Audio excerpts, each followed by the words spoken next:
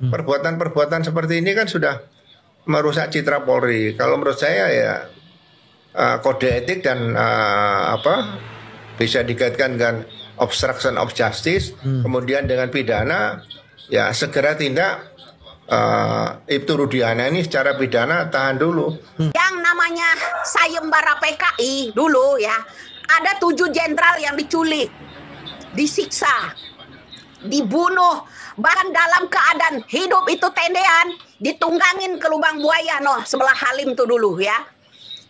Ditunggangin ke dalam sumur, didor masih dalam keadaan hidup.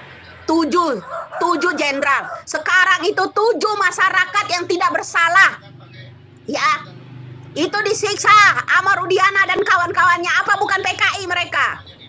Kalau ada yang buruk, yang berperilaku memberikan minum kencing kepada orang yang lain, maka itu adalah perilaku buruk daripada orang itu, pribadi dia yang buruk, sehingga dapat berdampak nama institusinya.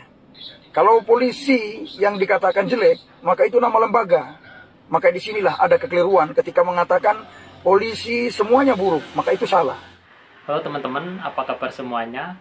Assalamualaikum warahmatullahi wabarakatuh. Kembali lagi bersama saya dalam kasus yang sangat viral ini, yaitu kasus Vina dan Eki. Seperti biasa, kali ini kita akan mereaction sebuah video. Oke, langsung saja kita menuju ke videonya. Si Ibtu Rudiana dari awal, ini sudah banyak kejanggalan. Anaknya tidak diotopsi, ya kan? Kemudian dia membuat laporan harusnya tanggal 27 Agustus, dia buat tanggal 31 Agustus. Dan laporannya itu lengkap seolah-olah dia mengetahui dia anaknya bersama 8 orang dilempari batu dan sebagainya. Dia mengajak orang supaya jadi saksi padahal dia juga tahu kalau sepeda motor, jaket sama helm milik anaknya. Kemudian sebelum tanggal 31 dia membuat laporan polisi, dia sudah mulai menangkap orang. Kemudian menyita barang bukti sepeda motor dengan cara-cara yang tidak profesional. Kalau nyita barang sepeda motor kan harusnya kalau mogok kan pakai angkutan kendaraan patroli kan ada mas diangkut. Ini didorong pinjam sepeda motor pamannya didorong pakai kaki satu seperti anak muda kalau mau ke bengkel itu mas. Ini sudah tidak profesional. Nah perbuatan-perbuatan seperti ini kan sudah merusak citra Polri. Kalau menurut saya ya kode etik dan bisa dikaitkan dengan obstruction of justice, kemudian dengan pidana, ya segera tindak. Ibtu Rudiana ini secara pidana tahan dulu. Seperti kasus Sambo itu kan bukti bahwa Kapolri ini berani dalam menegakkan hukum terhadap anggotanya ke dalam walaupun di bintang 2 loh.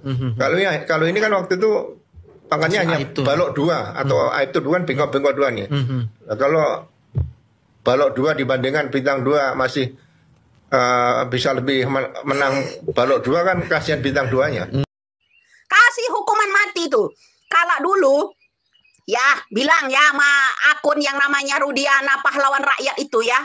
Kamu dengar. Kalau dulu ya yang namanya sayembara PKI dulu ya, ada 7 jenderal yang diculik, disiksa, dibunuh, bahkan dalam keadaan hidup itu tendean, ditunggangin ke lubang buaya sebelah Halim tuh dulu ya. Ditunggangin ke dalam sumur, didor masih dalam keadaan hidup. 7 jenderal. Sekarang itu 7 masyarakat yang tidak bersalah. Ya, itu disiksa sama Rudiana dan kawan-kawannya. Apa bukan PKI mereka? Rudiana pengkhianat, ya kan? Itu baru benar. Perusak institusi polisi, ya, Polri. Itu baru benar Rudiana. Perusak institusi Polri. Kalau betul, ya, itu kata dia, kata penyidik kecelakaan tunggal, bagus. Kenapa? Senggol-senggol mantan-mantan. Makanya ya di balik Rudiana itu banyak orang. Banyak orang, mana mau ya. Rudiana itu penjara seorang diri, nggak mau lah. Nggak mau ya.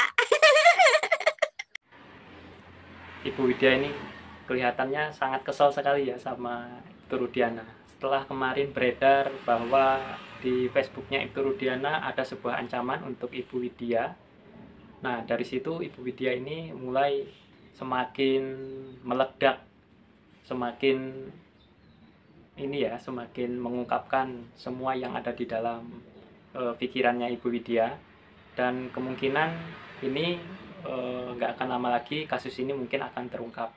Mudah-mudahan saja dengan adanya seperti orang yang seperti Ibu Widya ini bisa membantu kepolisian untuk mengungkap kasus ini.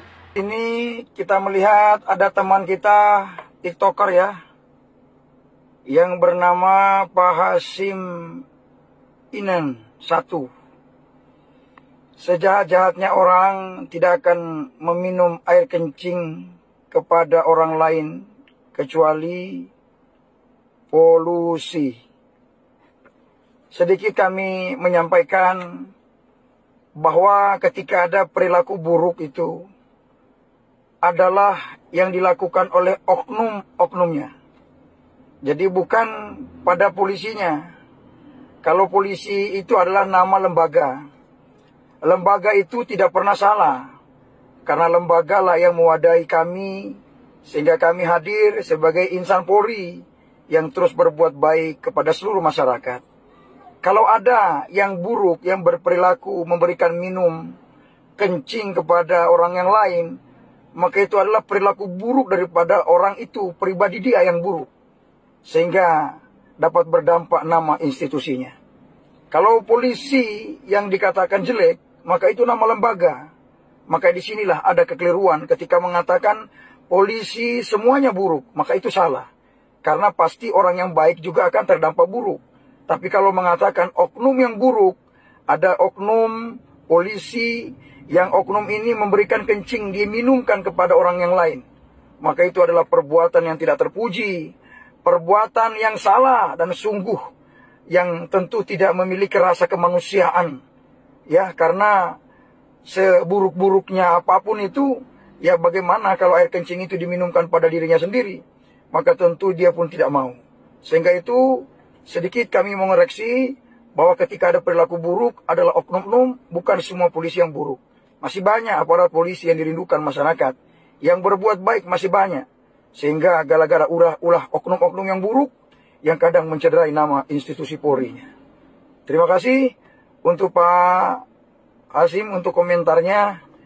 Dan saya kira perilaku yang buruk, oknum yang memberikan minuman kencing itu adalah perilaku yang tidak terpuji. Dan jelas itu merupakan suatu perbuatan yang sangat dimurkai Allah. Dan kita pun juga sebagai manusia merasakan bagaimana jeleknya sifat ini. Maka dari itu, untuk oknum-oknum yang merusak nama baik lembaga kepolisian untuk ditindak tegas. Jika untuk hal-hal semacam ini, kayak kemarin ada yang meminumkan air kencing ke narapidana, nah itu kan adalah perbuatan yang sangat tidak terpuji ya.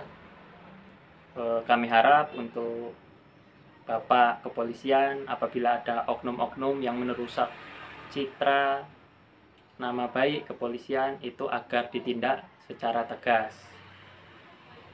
Kami berharap yang terbaik. Bareskrim Polri enggan beberkan hasil pemeriksaan Rudiana. Masalah pemeriksaan yang terkait kasus Egy,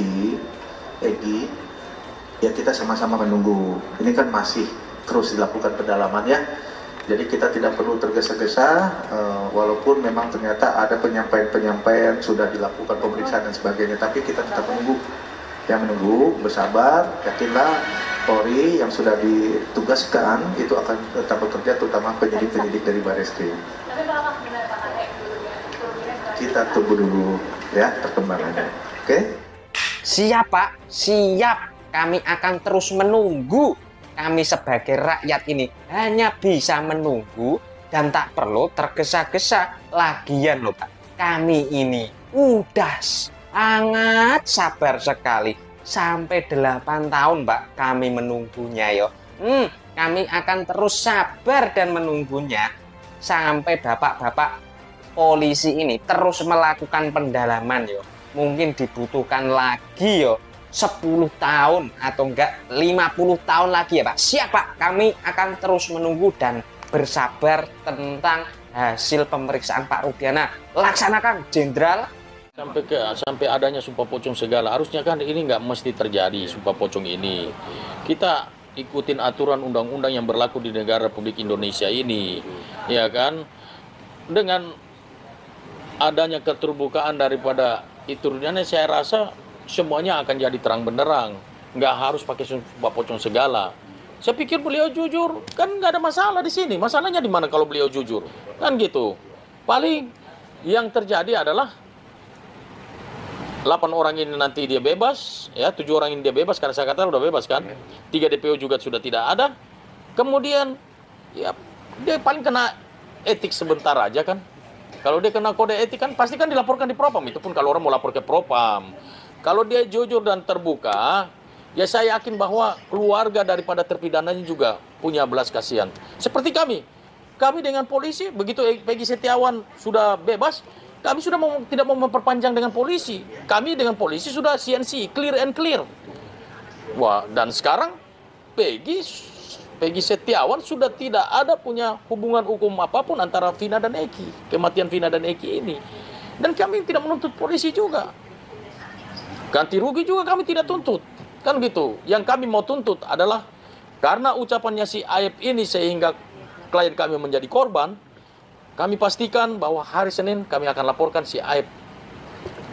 Kenapa tim pengacaranya Saka Tatal memperbolehkan Saka Tatal untuk sumpah pocong? Apa mereka nggak tahu kalau sumpah pocong itu tidak ada di dalam undang-undang Indonesia, yang ada sumpah di bawah kitab suci?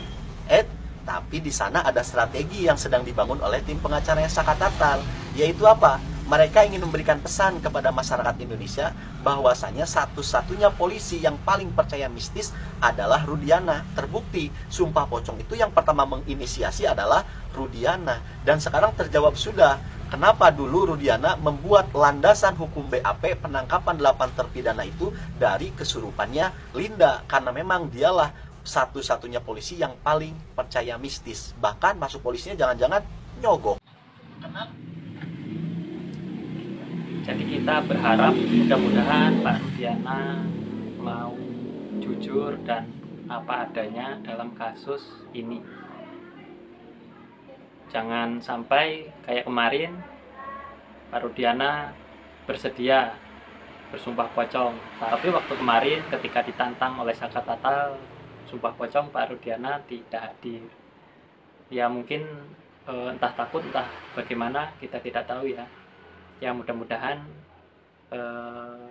Pak Rudiana segera berkata jujur. Oke teman-teman, gitu saja untuk video di kesempatan pada hari ini. Mudah-mudahan untuk kasus ini cepat terungkap, dan saya berharap mungkin kita berharap mudah-mudahan 7 terpidana yang sekarang ada di dalam tahanan agar cepat bebas seperti Saka Tatal. Oke teman-teman, kurang lebihnya saya mohon maaf. Saya pamit undur diri. Wassalamualaikum warahmatullahi wabarakatuh.